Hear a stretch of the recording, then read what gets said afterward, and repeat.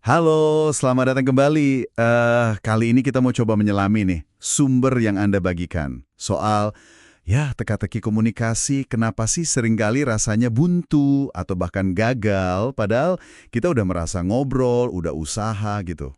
Iya, ini problem klasik ya. Ada kutipan bagus itu. Masalah terbesar dalam komunikasi adalah ilusi bahwa komunikasi telah terjadi. Sering banget kita ngalamin ini. Bener banget. Nah, sumber Anda, khususnya dari Charles Duhigg ini, menawarkan cara pandang yang menarik.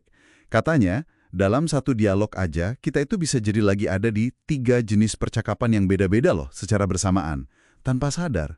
Nah, itu dia intinya. Jadi ada percakapan praktis. Ini fokusnya ya ke keputusan, logika. Ini sebenarnya ngomongin apa sih intinya? Gitu kan? Oke, yang soal apanya ya? Betul. Terus ada lapisan emosional. Ini lebih ke gimana perasaan kita soal ini, ada kerentanan, koneksi emosi di situ. Oh, oke. Perasaan. Dan yang ketiga, ini juga penting, percakapan sosial. Ini tentang siapa sih kita dalam interaksi ini, posisi kita gimana, identitas sosial kita main di sini. Wah, kompleks juga ya ternyata. Iya, dan seringkali miskomunikasi itu terjadi ya karena ya kita nggak sinkron, nggak di frekuensi percakapan yang sama gitu. Nah, tujuan kita sekarang ini mau coba kupas bareng strategi penyelarasan ini, berdasarkan wawasan dari sumber-sumber Anda tentunya. Oke deh.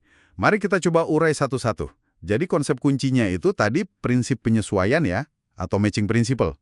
Boleh dijelasin dikit lagi? Intinya gini, koneksi yang kuat itu bisa terbangun kalau kita mampu menyelaraskan diri. Nggak cuma topiknya aja, tapi juga jenis percakapannya. Terus mood atau suasana hatinya. Sama tingkat energi atau arousalnya lawan bicara. Oh, jadi bukan sekedar niru gaya ngomong gitu ya? Bukan cuma niru kayak robot, lebih ke arah memahami dan merespon dengan tulus. Nyambungin frekuensi lah istilahnya. Oke. Nah, studi Dartmouth yang Anda sertakan itu gimana contohnya? Nah, itu contoh bagus. Jadi komunikator yang efektif yang disebut high centrality participants itu, mereka secara intuitif, secara alami melakukan penyesuaian ini. Otomatis gitu ya? Semacam itu. Mereka bisa jadi serius kalau lawan bicaranya serius. Terus kalau suasana lagi santai ya mereka ikut lebih cair. Dan yang menarik lagi nih, mereka itu cenderung lebih banyak bertanya. Oh ya? Kenapa tuh? Ya karena bertanya itu cara aktif buat memahami, buat nyamain frekuensi tadi, bukan cuma asumsi. Masuk akal.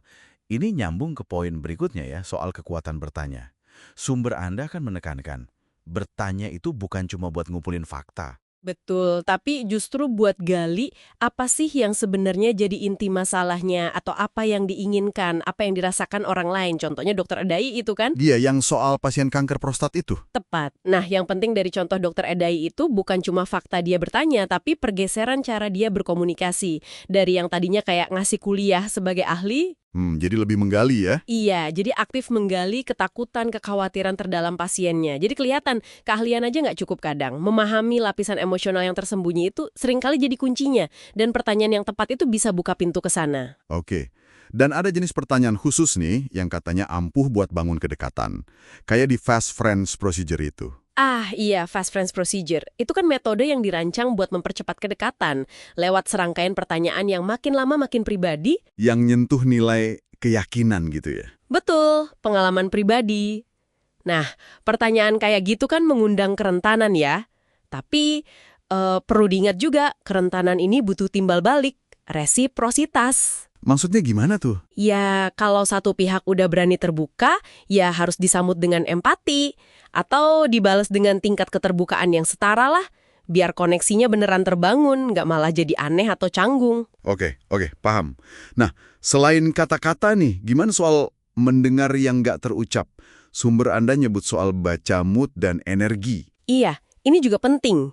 Kita bisa belajar kok nangkep sinyal nonverbal dengan cepat.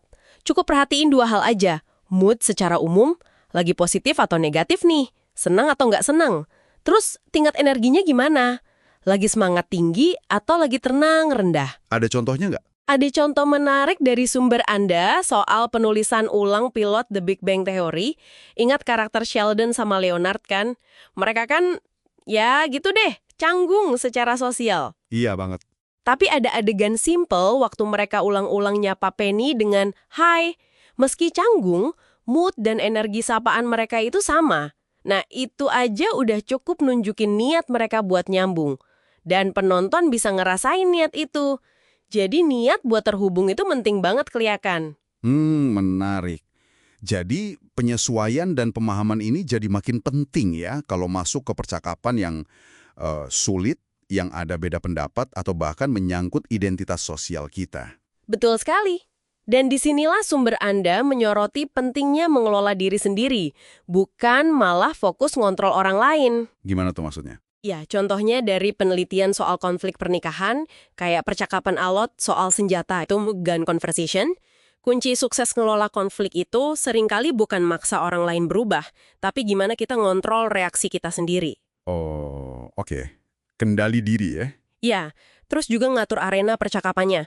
Misalnya, pilih waktu dan tempat yang pas, sama menetapkan batasan yang jelas. Kayak, jangan sampai kitchen sinking. Kitchen sinking? Apa tuh? Itu istilah buat kalau lagi konflik, terus semua masalah dari zaman bahula diungkit semua. Jadi melebar kemana-mana. Nah, itu dihindari, fokus ke masalah yang sekarang aja. Oke. Paham. Nah, ini ada kaitannya juga nggak sih sama mengakui kalau kita semua ini punya banyak lapisan identitas? Kayak di penelitian stereotype threat atau contoh Dr. Rosenblum sama pasien anti-vaksin itu? Persis, itu poin bagus banget. Mengakui kalau kita dan orang lain itu punya identitas yang beragam, itu penting. Contohnya ya, stereotype threat tadi, kesadaran kalau ada stereotip negatif tentang kelompok kita itu bisa bikin performa kita turun kan. Nah, kalau kita sadar ini, kita jadi lebih hati-hati gitu. Iya, dan kita bisa melihat orang lain juga diri sendiri. Jadi lebih utuh, nggak cuma kejebak sama satu label atau bias aja. Ini bisa buka ruang buat pemahaman yang lebih dalam loh, bahkan ketika ada perbedaan pendapat yang tajam sekalipun. Wah, oke. Jadi kalau kita coba rangkum nih ya intisari dari sumber-sumber Anda ini, kunci komunikasi biar lebih efektif itu ada di kesadaran kita soal jenis percakapan apa yang lagi jalan, terus dengerin aktif, termasuk emosi dan energi yang nggak diucapin. Terus menyesuaikan diri secara sadar. Menyesuaikan diri, berani nanya lebih dalam, dan menunjukkan kerentanan yang tulus. Tapi juga diimbangin ya. Bener. Dan ini bukan sekedar tips and trick loh ya. Ini nyentuh sesuatu yang lebih mendasar. Temuan dari Harvard Study of Adult Development itu kan luar biasa ya. Iya, yang studi jangka panjang itu kan? Betul. Studinya nunjukin secara konsisten kalau kualitas hubungan sosial kita itu prediktor paling kuat buat kebahagiaan dan kesehatan fisik jangka panjang. Nah, hubungan-hubungan yang bermakna itu ya pada dasarnya dibangun dan dirawat lewat percakapan-percakapan yang berhasil nyambung kayak yang kita bahas ini. Dalam banget ya ternyata dampaknya.